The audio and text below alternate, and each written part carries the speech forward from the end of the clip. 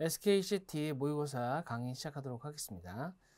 모의고사에 있는 문제를 다 하기에는 시간이 부족하기 때문에 좀 선별해서 특징이 있는 문제들 위주로 영역별로 좀 살펴보도록 하겠습니다.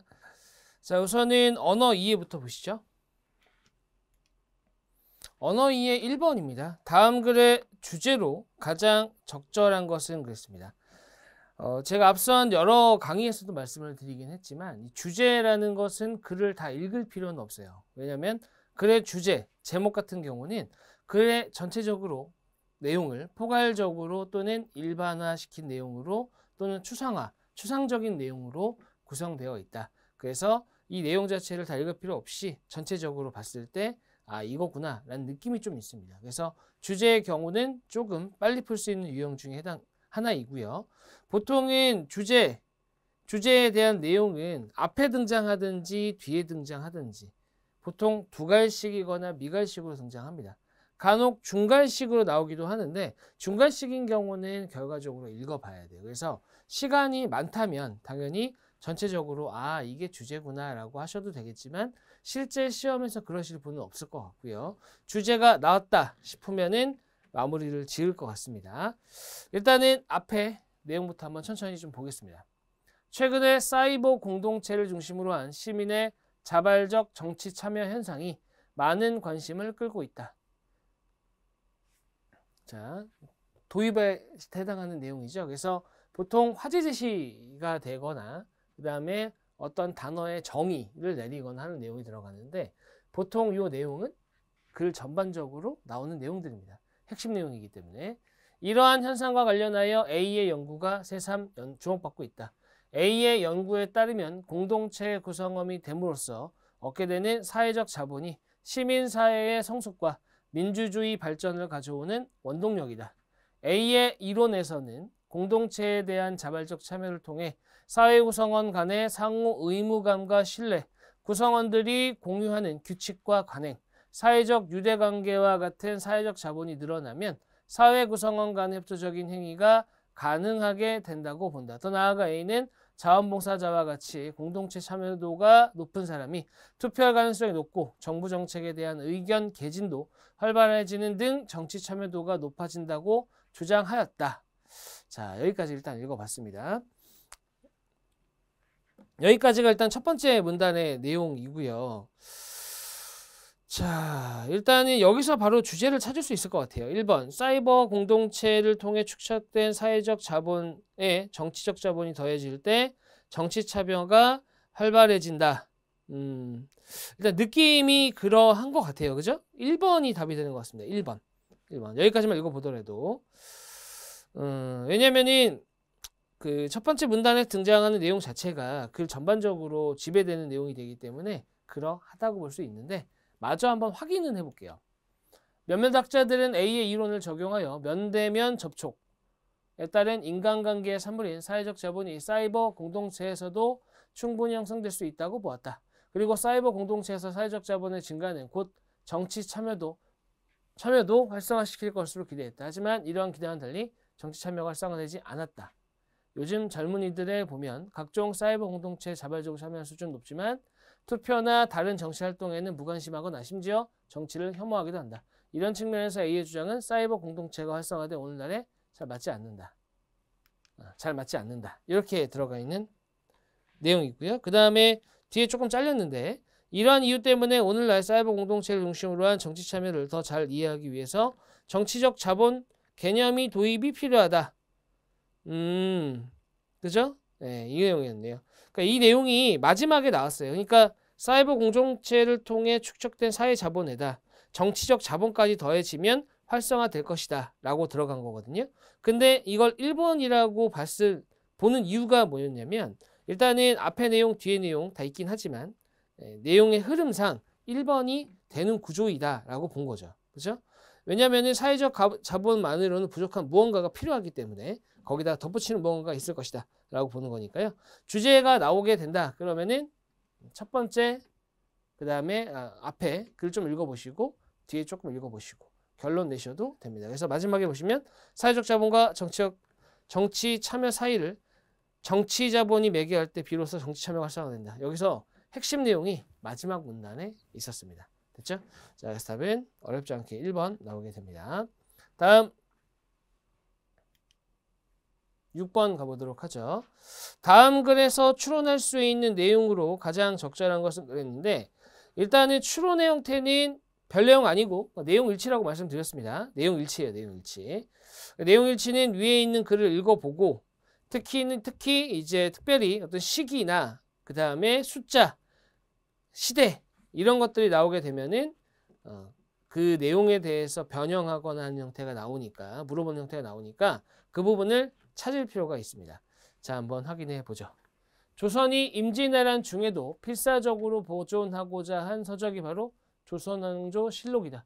실록은 원래 서울의 춘추관과 성주, 충주, 전주 네 곳의 사고에 보관되었으나 임진왜란 이후 전주 사고의 실록만 온전한 상태였다. 전란이 끝난 후 단 한 벌 남은 실록을 다시 여러 벌 등서하자는 주장이 제기되었다. 우여곡절 끝에 실록 인쇄가 끝난 시기는 1606년이었다. 일단 임진왜란이 지나고 나서네요. 재인쇄 작업의 결과 원본을 포함해 모두 5벌의 실록을 갖추게 되었다. 한 벌이었는데 5벌이 됐습니다. 원본은 강화도 만이산에 보관하고 나머지 4벌은 서울의 춘추관과 평안도의 묘항사, 강원도의 태백산과 오대산에 봉안했다. 자, 이런 위치, 내용 중요한 겁니다. 5벌이 있어요, 지금. 그죠? 원본은 한 벌이었고요. 그죠? 그걸 다시 여러 벌 등사하자고 해서 결과적으로 끝났더니 1606년. 그게 5벌이 되었는데 그게 어디에 있는지 나온 겁니다. 그죠? 이 5벌 중에서 서울 춘추관의 것은 1624년 이괄의 난 때 불타 없어졌고 묘양산의 것은 1633년 후금과의 관계가 악화되자 전라도 무주의 적상산에 사골로 새로 지어 옮겼다. 강화도 만이산의 것은 1636년 병자호란 때 청군에 의해 일부 훼손된 것을 현종 때 보수하여 숙종 때 강화도 정족산에 다시 보관했다. 자, 일단 여기까지 보면은 한 벌이 없어졌네요. 4벌 남았습니다. 그죠? 5곳 가운데 한 곳의 실록은 소실되었고 한 곳의 실록은 장소로 옮겼으며 손상을 입었던 것이다. 하지만 손상을 입었지만 훼손된 부분을 보수했습니다. 정족산, 태백산, 적상산, 오대산 4곳의 실록은 그 후 안전하게 지켜졌다. 그러나 일본이 다시 여기에 손을 대었다. 1910년 조선 강점 이후 일제는 정족산과 태백산에 있던 실록을 조선 총독부로 이관하고 적상산의 실록은 구항궁 장서각으로 옮겼으며 오대산의 실록은 일본 동경 제국대학으로 반출했다. 일본으로 반출한 것은 1923년 광동 대지진 때 거의 소실되었다. 정족산과 태백산의 실록은 1930년 경성대학 제국대학으로 옮겨져 지금까지 서울대학교에 보존되어 있다. 한편 장서각의 실록은 6.25 전쟁 때 북한으로 옮겨져 현재 김일성 종합대학에 소장되어 있다. 자, 보세요. 4개가 있어요. 4벌이 있습니다. 4벌. 4벌이 있고 또 뭐라고 했어요? 이관했습니다. 두 벌을. 그리고 적상산의 실록은 구항궁 장서각으로 옮겼어요. 그 다음에 오대산의 실록은 동경 제국대학으로 반출했고 근데 일본으로 반출한 거는 거의 소실됐어요. 정족산과 태백산의 실록은 경성제국대학 서울대에 있습니다. 장서각의 실록은 북한으로 갔어요. 그럼 2벌 있는 거네요 지금. 그죠? 북한에 1벌 있고 그렇게 보시면 되겠습니다. 자, 1번 재인쇄하였던 실록은 5벌이 아니라 4벌이죠. 4벌. 그죠? 원본 1벌. 그 다음에 2번 태백산에 보관하였던 실록은 현재 일본에 있다. 태백산에 있던 거는 서울대에 있습니다. 서울대에. 그 다음에 3번 현재 한반도에 남아있는 실록은 4벌이 아니라 4벌이 아니죠.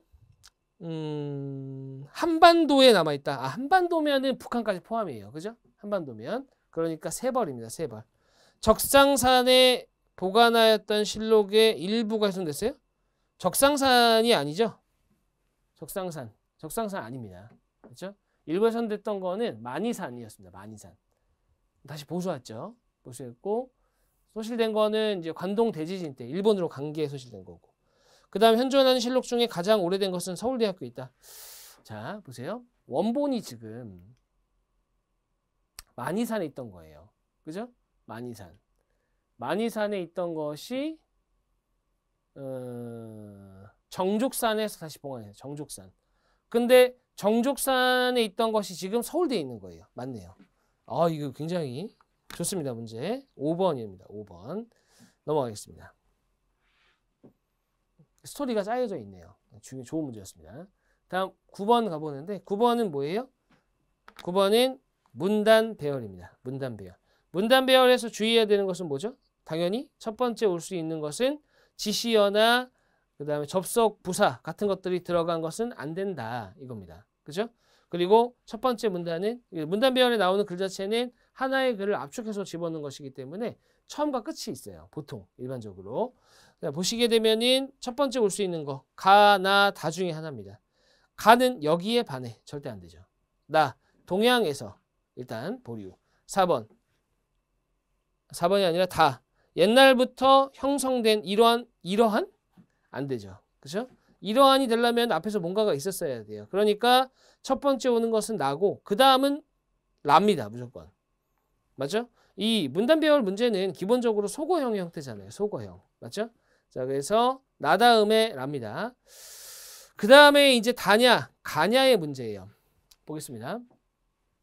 나부터. 동양에서의 다른 음의 기운을, 해는 양의 기운을 상징한다는 통념이 자리를 잡았다. 그래서 달을 태음, 해를 태양이라고 불렀다. 동양에서는 해와 달의 크기가 같은 덕에 음과 양도 동등한 자격을 갖춘다. 즉 음과 양은 어느 하나가 좋고 다른 하나는 나쁜 것이 아니라 서로 보완하는 관계를 이루는 것이다. 하지만 서양의 경우는 다르다. 서양에서의 낮은 신, 밤은 악마가 지배한다는 통념이 있다. 따라서 밤의 상징인 달에 좋지 않은 이미지를 부여하게 되었다. 이는 해와 달의 명칭을 보면 알 수 있다. 라틴어로 해를 SOL, 달을 LUNA, 솔, 루나 이렇게 얘기한 거죠. 정신병을 뜻하는 루나시, 어원인 루나이다 이렇게 얘기한 거죠. 이렇게 보면 됩니다. 그래서 여기까지 달에 대해서는 부정적으로 얘기한 거예요. 그죠? 그 다음에 가가 갈 것이냐? 여기에 반해 동양에서는 이상하죠? 그죠? 근데 옛날부터 형성된 이러한 즉 앞에서 얘기했던 나와 라에서 얘기했던 내용들 이러한 동서양 간의 차이는 됐습니다. 답은 3번이 되겠네요. 소거형이니까요. 이렇게 접근하시면 되겠습니다. 다음 넘어가서 자료 해석 보시죠. 자료 해석도 좀 추려봤는데요. 우선 1번입니다. 1번에서는 S통신사 회사는 휴대전화의 통화 시간에 따라 월 2시간까지는 기본요금, 2시간 초과 3시간까지는 분당 A1, 3시간 초과부터는 분당이겠죠. 이 A1을 부과한다. 다음 자료와 같이 요금이 청구되었을 때 A의 값은 그랬습니다. 일단 첫 번째 1월입니다. 3시간 30분. 2시간까지는 기본요금인데 기본요금을 모르네요. 그죠? 기본요금은 X라고 하겠습니다. X. 그 다음에 A도 모르죠. A. 그러면은 자 1월 같은 경우는 1월은 기본요금에다가 2시간부터 3시간까지는 분당 A1. 1분의 A니까 60A죠. 그죠? 그 다음에 3시간 초과부터는 2A네요. 분당. 30분이니까 60A예요. 21,600원. 얘는 뭐예요? 2월달은 2시간 20분? 20A네요. 13,600원. 그러면은 100A네요. 8,000원. A는 80원이에요. 80원. 분당 80원입니다. 분당 80원. 끝났네요. 답은 2번이 되겠습니다. 요거는 자료 해석이긴 해요. 표가 주어져 있으니까 그렇긴 한데 그냥 계산이라고 보시면 되겠네요. 응용 계산. 응용 계산은 또 아니에요. 응용한 게 없거든요. 그죠? 응용 계산은 아닌데 요금 관련된 내용 많이 물어봅니다. 그래서 관련된 내용이었다고 보시면 되겠네요. 다음 3번으로 가보죠. 3번. 다음은 10대 무역수지 흑자국에 대한 자료이다. 흑자라는 게 뭐예요? 문제에서 제시는 안 했지만 수출액 마이너스 수입액입니다. 그걸 바로 무역수지라고 하고 이 값이 양수면은 흑자, 음수면은 적자. 이거는 상식의 범위죠. 그 다음에 기왕 얘기한 김에 무역 규모라는 게 있거든요. 여기 써 있지는 않지만 같이 알아가 봅시다. 무역 규모라는 것은 수출액 더하기 수입액입니다. 됐죠? 그 정도 용어는 알고 있는 게 좋습니다. 옳지 않은 겁니다. 일단은 주어진 자료를 봤더니 국가명이 나열되어 있고요. 그 다음에 흑자액이 있습니다. 보통 이런 거를 자료 해석에서 순위유형이라고 해요. 순위유형. 누가 그러냐고? 제가 그래요. 제가. 현장에서 그렇게 말씀드리는데 순위유형에서의 핵심은 뭐냐? 순위 변동이 있었느냐. 첫 번째, 있었다. 그러면 순위권 밖으로 밀리거나 들어온 게 있었느냐. 있다면 걔는 중요하게 쓰인다. 이렇게 되는 거죠. 그렇죠?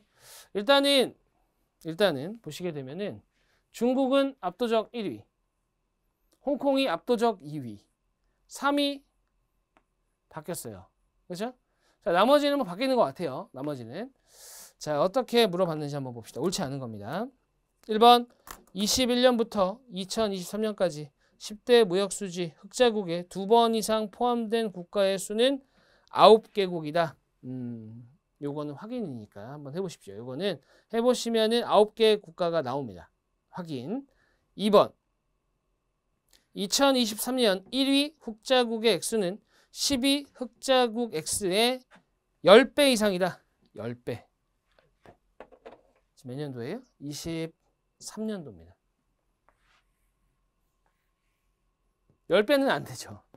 10배가 안 됩니다. 10배가 되려면은 47,930이 돼야 되는데 47,779에 조금 작네요. 그죠? 그래서 10배가 안 된다. 답은 어렵지 않게 2번입니다. 다음 3번. 싱가포르의 2021년 대비 2023년의 흑자액은 2배 이상이다. 21년 싱가포르 2배예요? 1490이네요. 그러면 1230이 돼야 돼요. 안 되죠. 그죠? 자, 잠시만요. 1230이 아니죠. 1230이 아니에요. 잘못 썼습니다. 여기서 57 1700의 2배 1400 그죠? 그 다음에 45 45의 2배가 90 여기인데 그죠? 그래서 11,490 이렇게 돼요. 2배가 넘죠. 넘는 겁니다. 그 다음에 4번 싱가포르를 제외하고 2021년 대비 2023년 흑자 증가율이 가장 높은 나라는 베트남이다. 싱가포르 제외예요. 베트남. 이런 문제가 나오게 되면 일단은 베트남을 기준으로 보는 거예요. 그 베트남을 기준으로 보고 나머지는 한번 비벼볼 만한지 보는 거예요. 비벼볼 만한지. 그러면 베트남을 보세요. 베트남을 보니까 80% 32 80% 56 37 38 이거 지금 80%가 조금 안 돼요. 그죠? 80%가 조금 안 됩니다. 그럼 나머지 중에 80% 근처라도 가는 게 있는지 보는 거죠. 자, 홍콩도 택도 없고 마샬 아예 없어졌네요. 미국 택도 없고요. 멕시코 됐습니다. 예, 나머지는 택도 없네요. 80% 가까이 되는 베트남이 맞다. 5번 2021년부터 23년까지 매년 순위가 상승하는 나라는 2개다. 이것도 확인이니까요. 개인적으로 확인해 보십시오. 답은 2번입니다. 2번. 다음 넘어가 보겠습니다.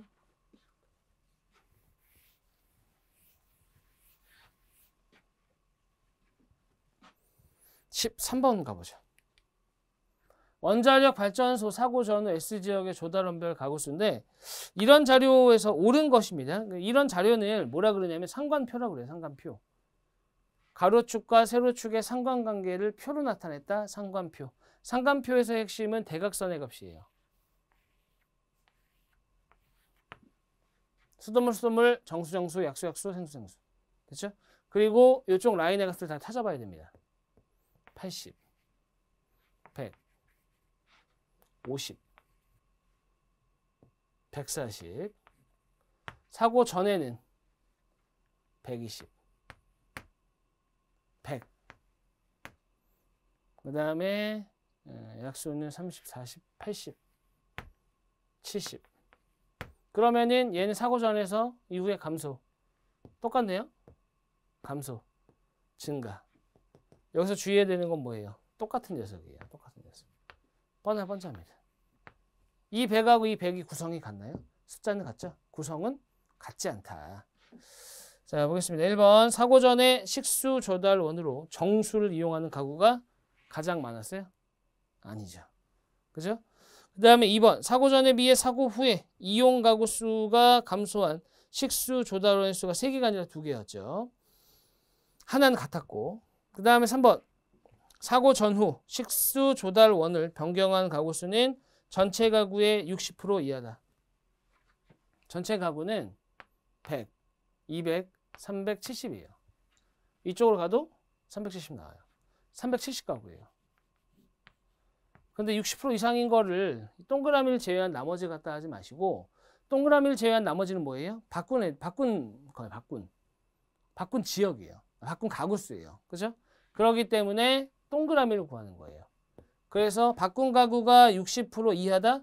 이 얘기는 동그라미의 가구 수가 40% 이상이라는 얘기입니다. 그럼 확인해 보면 140이에요. 140. 40% 안 돼요. 그죠? 그러니까 60% 이하가 틀린 거죠. 60%는 넘습니다. 다음 4번. 사고 전에 식수 조달원으로 정수를 이용하던 가구는 모두 사고 후에 정수 나왔네요. 그죠? 이 100이랑 이 100이랑 같냐 이 얘기예요. 지금. 아닙니다. 다음 5번. 각 식수 조달원 중에 사고 전후 이용 가구 수의 차이라는 것은 이렇게가 아니에요. 무조건 큰 수에서 작은 수를 빼는 겁니다. 얘랑 얘를 물어봐도 키가 180인 사람과 키가 170인 사람의 키 차이는 10cm. 키가 170인 사람과 키가 180인 사람의 키 차이는 10cm. 차이는 큰 값에서 작은 값을 빼는 거예요. 됐죠? 그렇게 보시면 되겠습니다. 다음 넘어가서 창의 수리 한번 가보죠.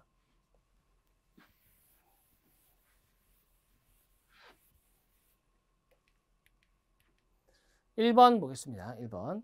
S대리는 주말마다 집 앞 산책로에서 운동을 한다. 10km인 산책로를 시속 3km로 걷다가 중간에 6km로 뛰어 2시간 만에 완주할 때 시속 6km로 뛰어간 거리는 거였습니다. X. 그럼 시속 3km.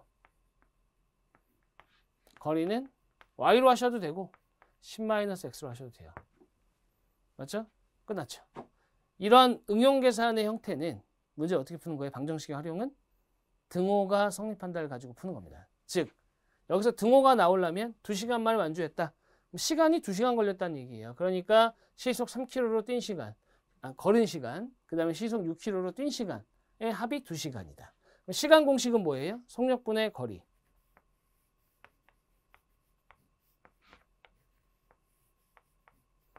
이렇게 되는 거죠. 그럼 6과 3의 최소 공물수가 얼마예요? 6입니다. 양쪽에다가 곱하기 6을 하는 거죠. 20-2x x 12 됐죠? 자, 그래서 x는 8이 되네요. 8. 그래서 6km, 시속 6km로 뛰어가는 거리는 8km다. 8km다. 그렇게 보시면 되죠. 됐습니다. 다음 넘어가 볼게요. 다음은 4번입니다. A가 혼자 하면 4일, B가 혼자 하면 6일이 걸리는 일이 있다. 요건 1의 양 문제죠. 단위 시간당 1의 양. 전체 1의 양은 단위 시간당 1의 양 곱하기 일한 시간. 그래서 전체 1의 양은 일반적으로 고정되어 있으니까 단위 시간당 1의 양과 일한 시간은 반비례 관계다. 맞죠? 그 얘기는 뭐예요? A가 혼자 하면 4일, B가 혼자 하면 6일이 걸린다. 그러면 걸리는 시간의 비가 4대6, 2대3이에요. 2대3. 그럼 단위 시간당 1의 양의 비는 몇 대 몇이에요? 3대2가 되는 거죠. 즉 얘가 3을 하면 얘가 2를 하는 거예요. 그럼 A는 이렇게 합시다. 1일 당 3을 했다. B는 1일당 2를 했다. 그러면 A가 혼자서 4일 12를 일했다는 얘기죠. B가 혼자서 6일 12를 했다는 얘기예요. 그러니까 전체 일의 양이 12인 거예요. 끝났어요. 그렇죠? A가 뭐라고 했어요? 2일 동안 하고 남은 거를 B가 마친대요. B. 이렇게 되는 거예요. 그럼 X는 3 나옵니다. B는 혼자서 3일을 해야 돼요. 3일. 전체 걸린 날을 물어볼 수도 있죠. 전체 며칠 걸렸냐? 5일. 이렇게 가야 되는 거죠. 됐죠? 자, 그렇게 보시면 됩니다. 자, 그 다음에 다음 넘어가서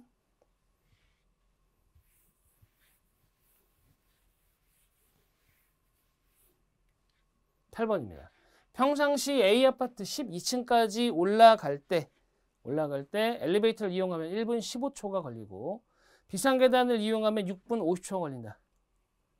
A아파트는 저녁 8시부터 8시 30분까지 사람들이 몰려서 엘리베이터 이용 시간이 2분마다 35초씩 늘어난다. 2분마다. 8시부터 몇 분이 지나면 엘리베이터를 이용하는 것보다 계단을 이용할 때 12층에 빨리 도착하겠는가? 자, 일단은 원래는 1분 15초 걸렸어요. 1분 15초. 1분 15초. 맞죠? 근데 뭐라고 했냐면 2분마다 35초씩 늘어난대요. 8시부터는. 그죠? 8시부터는. 그러면은 몇 분이 지나면 8시 몇 분이 되면 12층까지 계단을 이용하는 게 더 빠르겠네 이거죠. 그죠? 그럼 여기다가 2분이 지나면 35초가 늘어나는 거예요. 그죠? 자, 이렇게 되는 거죠. x가 1이다. 그럼 뭐예요? 35초가 늘어난 거예요. 근데 1이 의미하는 건 뭐예요? 2분을 얘기하는 겁니다. 2분. 그죠? 그러니까 x가 만약에 7이다. 그러면 14분이라는 얘기입니다. 맞죠? 빨리 도착한다. 빨리. 계단을 이용할 때. 그 얘기는 여기가 시간이 더 오래 걸린다는 얘기입니다. 맞죠? 자, 그리고 여기가 6분 50초입니다. 그럼 요거는 깔끔하게 초로 바꾸는 게 낫겠어요. 75 더하기 35x. 여기는 360, 410초. 넘어가게 되면은 35x, 335. 이게 되는 거죠. 335. 그럼 x는 어떻게 되는 거예요? 9.xx보다 크다죠. 그렇죠? 그러니까 20분은 돼야 돼요. 20분. 9분까지는 어때요? 9분까지는 그 엘리베이터가 빠른 거예요. 9가 아니라 9까지. 9란 얘기는 18분을 얘기하는 겁니다. 18분. 됐죠? 그래서 20분이 지나면은 이쪽이 더 오래 걸리게 돼 있어요. 엘리베이터가. 그래서 답은 20분, 5번이 되는 거죠. 됐죠? 그렇게 보시면 됩니다. 말씀드렸듯이 1이면 2분이에요. 10이면 20분이고 x가 9점 얼마보다 크다니까 10이 되겠죠. 10. 그렇죠? 그렇게 보시면 되고. 그 다음에 11번입니다. 내일은 축구 경기가 있는 날인데 비가 올 확률이 5분의 2. 비가 온다면 이길 확률이 3분의 1.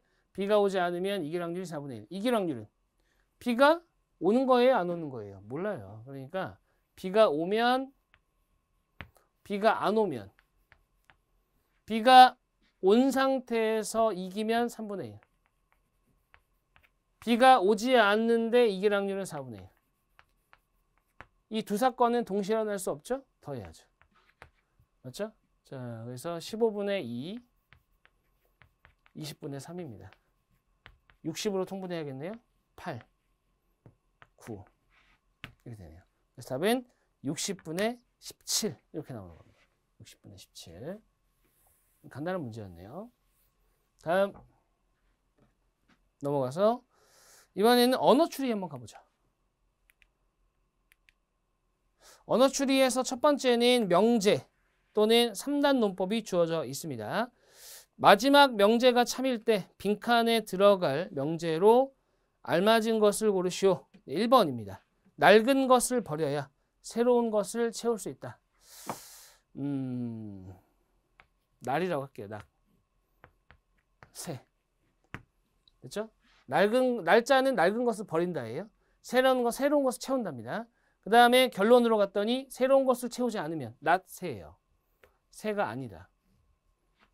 더 많은 세계를 경험할 수 없다. not 더예요. 맞죠? 그러면 얘는 뭐예요? 얘는 이거의 대우는 더이면 새입니다. 날이면 새, 더이면 새. 그러면 이러한 3단 논법으로 나오려면은 중간에 뭐가 껴 있어야 돼요? 더이면 날이 필요해요. 즉, 더 많은 세계를 경험하려면 낡은 것을 버려야 한다. 이게 필요한 겁니다. 또는 이것의 대우. 낡은 것을 버리지 않는다. 이면 더 많은 세계를 경험할 수 없다. 이것의 대우. 요 둘 중에 하나가 들어가야 됩니다. 자, 4번을 보시면은 낡은 것을 버리지 않으면 더 많은 세계를 경험할 수 없다. 요거죠. 요게 들어가 있는 겁니다. 이거의 대우니까요. 얘랑 똑같은 거예요. 얘가 참이면 얘도 참이니까. 그래서 답은 4번이 됩니다. 4번. 자, 됐습니다. 다음 하나만 더 보겠습니다. 5번입니다. 5번은 조건 추론이죠. S사의 A부터 D는 각각 다른 팀에 근무하는데 각 팀은 2층, 3층, 4층, 5층에 위치하고 있다. 다음 조건을 참고할 때 항상 참인 것은 그랬습니다. A, B, C, D 2명은 부장, 1명은 과장, 1명은 대리예요. 부장이 2명입니다. 제가 앞에서도 말씀드렸지만 조건은 나열해야 돼요. 누군지 모르잖아요. 그 다음에 대리의 사무실은 B보다 높은 층에 있대요. 요게 지금 2, 3, 4, 5입니다. 2, 3, 4, 5. 그래서 B는 대리의 사무실은 B보다 높은 층에 있다. 대리가 1명이죠? 불확실한 정보는 나열. B는 과장이에요. 과장. 그러니까 과장인데 대리보다 낮은 데 있네요. 그 다음에 A는 대리가 아니래요. 그 얘기는 뭐예요? 부장이라는 얘기죠. 부장. 왜냐하면 대리 1명밖에 없거든요. 대리 아니고 과장은 정해졌잖아요. 그죠? 그러니까 부장이 돼야 돼요. 그 다음에 A의 사무실이 가장 높다. 여기네요. A 부장. 그 다음에 B 과장, 대리하고 B 과장 사이에 대소관계는 있지만 어디에 위치해 있는지는 알 수가 없어요. 이 상황에서. 맞죠? 항상 참인 것은 부장 중 1명은 반드시 2층에 근무한다. 잠시만요. 추가적으로 조건이 더 있었나 본데요. A의 사무실이 가장 높고 대리가 아니고 대리의 사무실은 B보다 높은 층에 있다. B보다 높은 층에 있다. 자, 1번은 부장 중에 1명 2층에 근무한다. 이거 알 수가 없죠. 왜냐면은 A 부장 여기 있잖아요. B 과장과 대리가 여기 있을 수도 있잖아요. 그럼 여기는 부장 자리인 거예요. 그죠? 자, 그래서 2층이 아닐 수도 있다. 길 수도 있지만 2번 A는 부장이다? 네, 2번이 답이네요. 그죠? 3번 대리는 4층에 근무해요? 이거 알 수 없어요. 여기 있을 수도 있고 여기 있을 수도 있습니다. 2층은 확실하게 아니에요. 그죠? 그 다음에 B는 2층에 근무해요? 마찬가지입니다. B가 여기 있을 수도 있어요. 여기 있을 수도 있지만 불확실하다. 그 다음에 C가 대리예요? 모르죠. 그죠? 모르는 겁니다. A가 아니라 D가 대리일 수도 있어요. 대리가 A가 아니라 C 아니면 D예요. 확실하지 않다. 됐죠? 자, 그래서 답은 2번만 확실하다. 이렇게 해보시면 되겠습니다. 모의고사 풀이 일부 풀이도 살펴봤습니다. 강의는 여기서 마무리하도록 하겠습니다. 수고하셨습니다.